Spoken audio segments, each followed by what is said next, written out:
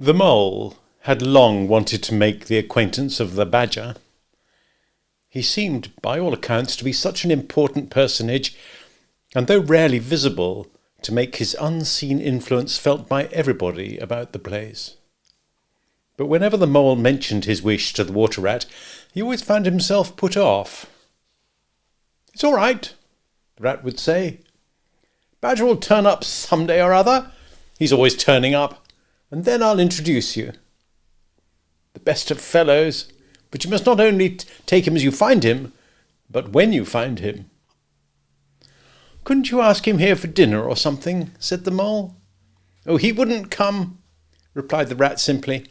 "Badger hates society, and invitations, and dinner, and all that sort of thing."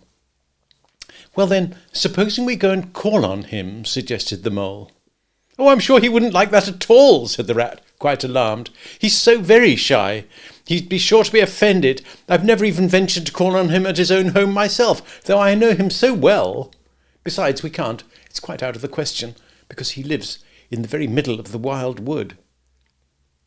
"Well, supposing he does," said the mole. "You told me the wild wood is all right, you know." "Oh, I know, so it is," replied the rat, evasively. "But I think we won't go there just now. Not just yet. It's a long way, and he wouldn't be at home at this time of year anyhow. And he'll be coming along some day, if you'll wait quietly." The mole had to be content with this, but the badger never came along, and every day brought its amusements, and it was not till summer was long over, and cold and frost and miry ways kept them much indoors, and the swollen river raced past outside their windows with a speed that mocked at boating of any sort or kind, that he found his thoughts dwelling again with much persistence on the solitary grey badger, who lived his own life by himself in his hole in the middle of the wild wood. In the winter time the rat slept a great deal, retiring early and rising late. During his short day he sometimes scribbled poetry or did other small domestic jobs about the house, and of course there were always animals dropping in for a chat, and consequently there was a good deal of story-telling and comparing notes on the past summer and all its doings. Such a rich chapter it had been when one came to look back on it all, with illustrations so numerous and so very highly coloured. The pageant of the river-bank had marched steadily along, unfolding itself in scene pictures that succeeded each other, in stately procession. Purple loose strife arrived early, shaking luxuriant tangled locks along the edge of the mirror, whence its own face laughed back at it. Willow herb, tender and wistful, like a pink sunset cloud, was not slow to follow. Comfrey, the purple hand in hand with the white, crept forth to take its place in the line. And at last one morning the diffident and delaying dog-rose stepped delicately onto the stage, and one knew, as if string music had announced it in stately chords that strayed into a gavotte, that June at last was here. One member of the company was still awaited. The shepherd boy for the nymphs to woo, the knight for whom the ladies waited at the window, the prince that was to kiss the sleeping summer back to life and love. But when meadow-sweet, debonair and odorous as amber jerkin, moved graciously to his place in the group, then the play was ready to begin. And what a play it had been! Drowsy animals, snug in their holes while wind and rain were battering at their doors, recalled still keen mornings, an hour before sunrise, when the white mist, as yet undispersed, clung closely around the surface of the water. Then the shock of the early plunge, the scamper along the bank, and the radiant transformation of earth, air, and water, when suddenly the sun was with them again, and grey was gold, and colour was born, and sprang out of the earth once more. They recalled the languorous siesta of hot midday, deep in green undergrowth, the sun striking through in tiny golden shafts and spots, the the boating and bathing of the afternoon, the rambles along dusty lanes and through yellow cornfields, and the long, cool evening at last, when so many threads were gathered up, so many friendships rounded, so many adventures planned for the morrow. There was plenty to talk about on those short winter days when the animals found themselves around the fire. Still, the mole had a good deal of spare time on his hands, and so one afternoon, when the rat in his armchair before the blaze was alternately dozing and trying over rhymes that wouldn't fit, he formed the resolution to go out by himself and explore the wild wood, and perhaps strike up an acquaintance with Mr. Badger. It was a cold, still afternoon, with a hard, steely sky overhead, when he slipped out of the warm parlour into the open air. The country lay bare and entirely leafless around him, and he thought that he had never seen so far and so intimately into the insides of things as on that winter day when nature was deep in her annual slumber and seemed to have kicked the clothes off. Copses, dells, quarries, and all hidden places which had been mysterious mines for exploration in leafy summer now exposed themselves and their secrets pathetically, and seemed to ask him to overlook their shabby poverty for a while, till they could riot in rich masquerade as before, and trick and entice him with the old deceptions. It was pitiful in a way, and yet cheering, even exhilarating. He was glad he liked the country undecorated, hard, and stripped of its finery. He'd got down to the bare bones of it, and they were fine and strong and simple. He didn't want the warm clover and the play of seeding grasses. The screens of quickset, the billowy drapery of beech and elm seemed best away. And with great cheerfulness of spirit he pushed on towards the wild wood, which lay before him, low and threatening, like a black reef in some still southern sea. There was nothing to alarm him at first entry. The twigs crackled under his feet. Logs tripped him. Funguses on stumps resembled caricatures, and startled him for the moment by their likeness to something familiar and far away. But that was all fun and exciting. It led him on, and he penetrated to where the light was less, and trees crouched nearer and nearer, and holes made ugly mouths at him on either side. Everything was still now. The dusk advanced on him steadily, rapidly, gathering in behind and before, and the light seemed to be draining away like flood water. Then the faces began. It was over his shoulder, and indistinctly, that he first thought he saw a face, a little evil wedge-shaped face, looking at him from a hole. When he turned and confronted it, the thing had vanished. He quickened his pace, telling himself cheerfully not to begin imagining things, or there'd be simply no end to it. He passed another hole, and another, and another, and then, yes, certainly, a little narrow face with hard eyes had flashed up for an instant from a hole, and was gone. He hesitated, braced himself up for an effort, and strode on. Then suddenly, and as if it had been so all the time, every hole, far and near, and there were hundreds of them, seemed to possess its face, coming and going rapidly, all fixing on him glances of malice and hatred, all hard-eyed and evil and sharp. If he could only get away from the holes in the banks, he thought, there'd be no more faces. He swung off the path and plunged into the untrodden places of the wood. Then the whistling began. Very faint and shrill it was, far behind him, when first he heard it. But somehow it made him hurry forward. Then, still very faint and shrill, it sounded far ahead of him, made him hesitate and want to go back.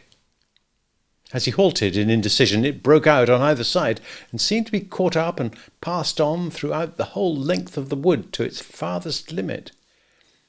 They were up and alert and ready, evidently, whoever they were. And he was alone, and unarmed, and far from any help, and the night was closing in. And then the pattering began. He thought it was only falling leaves at first, so slight and delicate was the sound of it. Then as it grew, it took a regular rhythm, and he knew it for nothing else but the pat, pat, pat of little feet, still a very long way off. Was it in front or behind? Seemed to be first one and then the other, and then both. It grew and it multiplied till from every quarter, as he listened anxiously, leaning this way and that, it seemed to be closing in on him. As he stood still to hearken, a rabbit came running hard towards him through the trees. He waited it, expecting it to slacken pace, or to swerve from him into a different course. Instead, the animal almost brushed him as it dashed past, his face set and hard, his eyes staring. "Get out of this, you fool! Get out!" the mole heard him mutter as he swung round a stump and disappeared down a friendly burrow.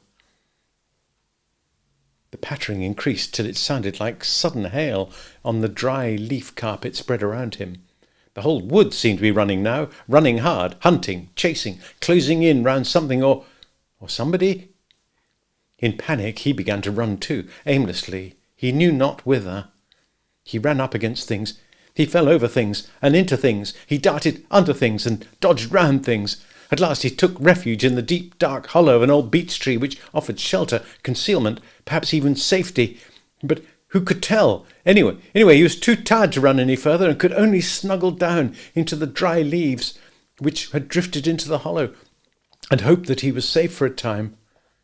And as he lay there, panting and trembling, and listened to the whistlings and the patterings outside, he knew it at last in all its fullness, that dread thing which other little dwellers in field and hedgerow had encountered here, and known as their darkest moment, the thing which the rat had vainly tried to shield him from, the terror of the wild wood. Meantime the rat, warm and comfortable, dozed by his fireside. His paper of half-finished verses slipped from his knee, his head fell back, his mouth opened, and he wandered by the verdant banks of dream rivers. Then a coal slipped, the fire crackled, sent up a spurt of flame, and he woke with a start. Remembering what he had been engaged upon, he reached down to the floor for his verses, and pored over them for a minute, and then looked round for the mole to ask him if he knew a good rhyme for something or other. But the mole was not there. He listened for a time. The house seemed very quiet. Then he called, "Moley! Moley!" several times, and receiving no answer, got up and went out into the hall.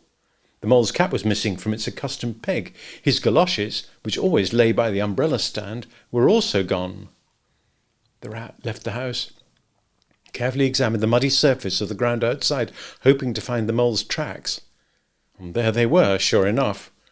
The galoshes were new, just bought for the winter, and the pimples on their soles were fresh and sharp. He could see the imprints of them in the mud, running along straight and purposeful, leading direct to the wild wood. The rat looked very grave, and stood in deep thought for a minute or two. Then he re-entered the house, strapped a belt around his waist, shoved a brace of pistols into it, took up a stout cudgel that stood in a corner of the hall, and set off to the wild wood at a smart pace. It was already getting towards dusk when he reached the first fringe of trees, and plunged without hesitation into the wood, looking anxiously on either side for any sign of his friend. Here and there wicked little faces popped out of holes, but vanished immediately at the sight of the valorous animal, his pistols, and the great ugly cudgel in his grasp. And the whistling and pattering, which he had heard quite plainly on his first entry, died away and ceased, and all was very still. He made his way manfully through the length of the wood to its furthest edge. Then, forsaking all paths, he set himself to traverse it, laboriously working over the whole ground, and all the time calling out cheerfully, "Moley! Moley! Moley! Where are you? "It's me! It's Old Rat!" He had patiently hunted through the wood for an hour or more, when at last to his joy he heard a little answering cry. Guiding himself by the sound, he made his way through the gathering darkness to the foot of an old beech tree with a hole in it, and from out of the hole came a feeble voice saying, "Ratty, is it really you?" The rat crept into the hollow, and there he found the mole, exhausted and still trembling. "Oh, Rat," he cried, "I've been so frightened you can't think." "Oh, I quite understand," said the rat soothingly. "You shouldn't really have gone and done it, Mole. I did my best to keep you from it. We river bankers, we hardly ever come here by ourselves. If we have to come, we come in couples. At least, then we're generally all right. Besides, there are 100 things one has to know, which we understand all about and you don't as yet. I mean, passwords and signs and sayings which have power and effect, and plants you carry in your pocket, and verses you repeat, and dodges and tricks you practice, all simple enough when you know them, but they've got to be known if you're small, or you'll find yourself in trouble. Of course, if you were Badger or Otter, it'd be quite another matter." "Surely the brave Mr. Toad wouldn't mind coming here by himself, would he?" inquired Mole. "Old Toad," said the rat, laughing heartily. "He wouldn't show his face here alone, not for a whole hatful of golden guineas, Toad wouldn't." The Mole was greatly cheered by the sound of Rat's careless laughter, as well as by the sight of his stick and his gleaming pistols, and he stopped shivering and began to feel bolder and more himself again. "Now then," said the rat presently, "we really must pull ourselves together and make a start for home while there's still a little light left. It will never do to spend the night here, you understand. Too cold for one thing." "Dear Ratty," said the poor Mole, "I'm dreadfully sorry, but I'm simply dead beat, and that's a solid fact. You must let me rest here a while longer and get my strength back, if I'm to get home at all." "Oh, all right," said the good-natured rat. "Rest away. It's pretty nearly pitch dark now anyway, and there ought to be a bit of moon later." So the Mole got well into the dry leaves and stretched himself out, and presently dropped off to sleep, though of a broken and troubled sort, while the rat covered himself up too, as best he might for warmth, and lay patiently waiting, with a pistol in his paw. When at last the Mole woke up, much refreshed, and in his usual spirits, the rat said, "Now then, I'll just take a look outside and see if everything's quiet, and then we really must be off." He went to the entrance of their retreat and put his head out. Then the Mole heard him saying quietly to himself, "Hello, hello, here is a go." "What's up, Ratty?" asked the Mole. "Snow is up," replied the rat briefly, "or rather, down. It's snowing hard." The Mole came and crouched beside him, and looking out, saw the wood that had been so dreadful to him in quite a changed aspect. Holes, hollows, pools, pitfalls, and other black menaces to the wayfarer were vanishing fast, and a gleaming carpet of fairy was springing up everywhere that looked too delicate to be trodden upon by rough feet. A fine powder filled the air and caressed the cheek with a tingle in its touch, and the black boles of the trees showed up in a light that seemed to come from below. "Well, well, can't be helped," said the rat after pondering. "We must make a start and take our chance. I suppose the worst of it is I don't exactly know where we are. And now this snow makes everything look so very different." It did indeed. The Mole would not have known that it was the same wood. However, they set out bravely, and took the line that seemed most promising, holding on to each other, and pretending with invincible cheerfulness that they recognized an old friend in every fresh tree that grimly and silently greeted them, or saw openings, gaps, or paths with a familiar turn in them, in the monotony of white space and black tree trunks that refused to vary. An hour or two later, they had lost all count of time, they pulled up, dispirited, weary and hopelessly at sea, and sat down on a fallen tree trunk to recover their breath and consider what was to be done. They were aching with fatigue and bruised with tumbles. They had fallen into several holes and got wet through. The snow was getting so deep that they could hardly drag their little legs through it, and the trees were thicker and more like each other than ever. There seemed to be no end to this wood, and no beginning, and no difference in it, and worst of all, no way out. "We can't sit here very long," said the rat. "We should have to make another push for it, and do something or other. The cold's too awful for anything, and the snow will soon be too deep for us to wade through." He peered about him and considered. "Look here," he went on. "This is what occurs to me. There's a sort of dell down here in front of us, where the ground seems all hilly and lumpy and hummocky. We'll make our way down into that and try and find some sort of shelter, a cave or hole with a dry floor to it, out of the snow and the wind, and there we'll have a good rest before we try again, for we're both of us pretty dead beat. Besides, the snow may leave off or something may turn up." So once more they got to their feet and struggled down into the dell, where they hunted about for a cave or some corner that was dry and a protection from the keen wind and the whirling snow. They were investigating one of the hummocky bits the rat had spoken of, when suddenly the mole tripped up and fell face forward on his face with a squeal. "Oh, my leg!" he cried. "Oh, my poor shin!" And he sat up in the snow and nursed his leg in both his front paws. "Poor old mole," said the rat kindly. "You don't seem to be having much luck today, do you? Let's have a look at your leg." "Yes," he went on, going down on his knee to look. "You've cut your shin, sure enough. Wait till I get my handkerchief and I'll tie it up for you." "I must have tripped over a hidden branch or a stump," said the mole miserably. "Oh my! Oh my!" "It's very clean cut," said the rat, examining it again attentively. "That was never done by a branch or a stump. Looks as if it was made by a sharp edge of something in metal. Funny." He pondered a while, and examining the humps and slopes that surrounded them. Well, never mind what done it," said the mole, forgetting his grammar in his pain. "It hurts just the same, whatever done it." But the rat, after carefully tying up the leg with his handkerchief, had left him and was busy scraping in the snow. He scratched and shovelled and explored, all four legs working busily, while the mole waited impatiently, remarking at intervals, "Oh, come on, rat!" Suddenly the rat cried, "Hooray!" and then, "Hooray, hooray, hooray, hooray, hooray!" and fell to executing a feeble jig in the snow. "What have you found, Ratty?" asked the mole, still nursing his leg.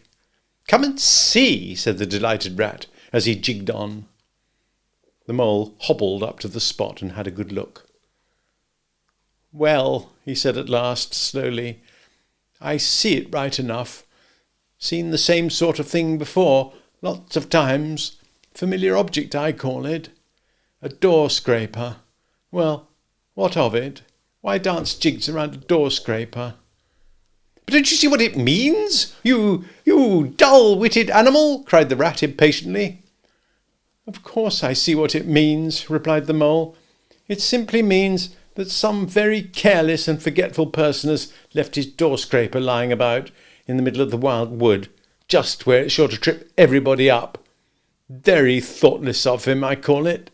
When I get home I shall go and complain about it to somebody or other. See if I don't." Oh dear, cried the rat in despair at his obtuseness. "Here, stop arguing and come and scrape." And he set to work again and made the snow fly in all directions around him. After some further toil, his efforts were rewarded, and a very shabby doormat lay exposed to view. "There, what did I tell you?" exclaimed the rat in great triumph. "Absolutely nothing whatever," replied the mole, with perfect truthfulness. "Well now," he went on, "you seem to have found another piece of domestic litter done for, thrown away, and I suppose you're perfectly happy. Better go ahead and dance your jig around if you've got to, and get it over. And then perhaps we can go on and not waste any more time over rubbish heaps. Can we eat a doormat? Or sleep under a doormat? Or sit on a doormat and sledge home over the snow on it? You exasperating rodent. Do you mean to say, cried the excited rat, that this doormat doesn't tell you anything? Really, rat, said the mole, quite pettishly, I think we've had enough of this folly. Who ever heard of a doormat telling anyone anything? They simply don't do it.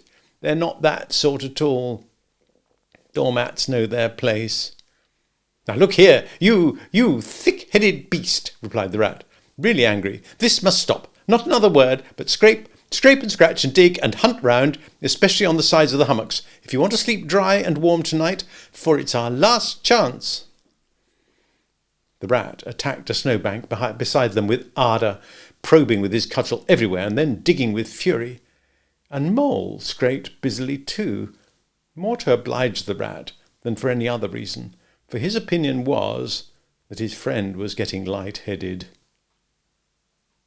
Some 10 minutes' hard work, and the point of Rat's cudgel struck something that sounded hollow. He worked till he could get a paw through and feel. Then he called the mole to come and help him. Hard at it went the two animals, till at last the result of their labours stood full in view of the astonished and hitherto incredulous mole. In the side of what had seemed to be a snowbank stood a solid-looking little door, painted a dark green. An iron bell pull hung by the side, and below it, on a small brass plate, neatly engraved in square capital letters, they could read, by the aid of moonlight, Mr. Badger. The mole fell backwards on the snow from sheer surprise and delight. Rat, he cried in penitence, you're a wonder, a real wonder, that's what you are. I see it all now. You argued it out step by step in that wise head of yours from the very moment that I fell and cut my shin. And you looked at the cut, and at once your majestic mind said to itself, door scraper. And then you turned to and found the very door scraper that done it. And did you stop there? No, some people would have been quite satisfied, but not you. Your intellect went on working. Let me only just find a doormat, says you to yourself, and my theory is proved. And of course, you found your doormat. And you're so clever. I believe you could find anything you liked. Now, says you, that door exists, as plain as if I saw it. There's nothing else remains to be done but to find it.